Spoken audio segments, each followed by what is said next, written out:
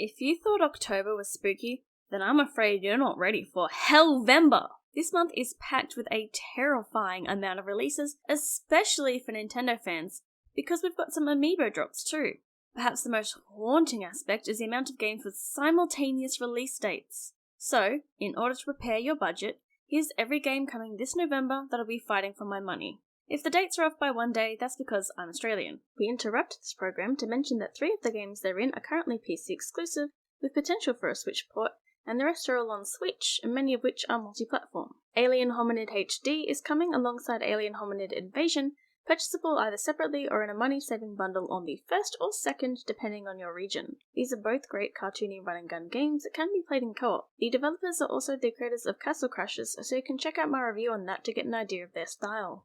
If you want a cute puzzle platformer where you play as a chicken with a backpack, then Chicken Journey is the game for you, coming to Switch on November 2nd. And Star Ocean The Second Story R, which is the second remake of Star Ocean 2, an action RPG with quite a few systems in place. I've decided to shift to just doing an early impressions video, partly because I lost my footage, because by this time the reviews are probably about out. That said, there is a demo that plays through the start of the game and carries over your save to the full game, so give it a try. On Friday the 3rd of November, the Tears of the Kingdom, Zelda and Ganondorf amiibos release with pretty bland rewards, but at least they look alright. Can you believe we got 8 amiibos for Breath of the Wild? Also on that day we get WarioWare Shake It, which is literally the sequel to the beloved Smooth Moves. I like to get it together, but I'm sure I'll like this style too, past the, voice acting. Yes! Micro games!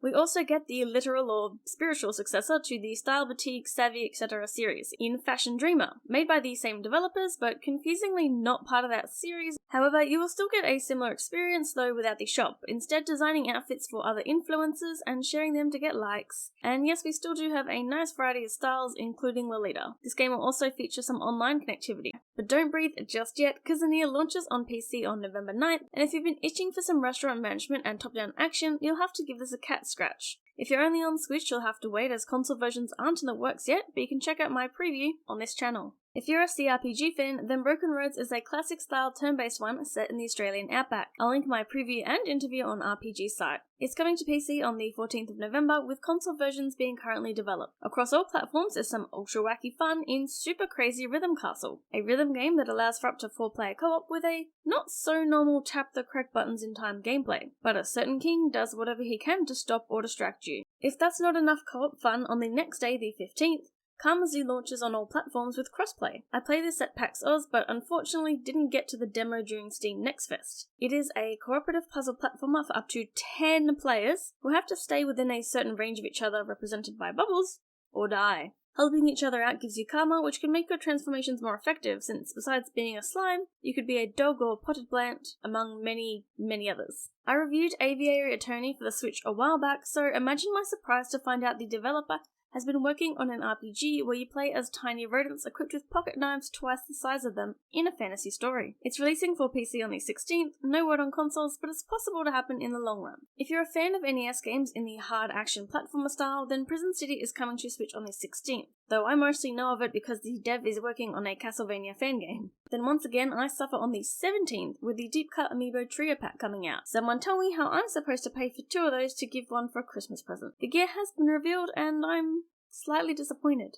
RPG fans are in a crisis choosing whether to start the Super Mario RPG remake first, which allows switching between original and new soundtracks, but also comes with other quality of life features such as being able to make out what was in the toy box for sure. Maybe I'll figure out why people were so desperate for Geno to be in Smash. Or Persona 5 Tactica, because yes, some of us aren't sick of P5 yet, thank you. Though only having 3 active party members at a time throws me off a bit, and I didn't get to play the show demo of it. But it's a Mario and Rabbids style, XCOM style tactical game, once again being set close to the end of the original game but also not quite. Oh, and there's some awfully expensive Day 1 DLC if you're a fan of Crazy Horse. Oh, and Bluey's on the 17th.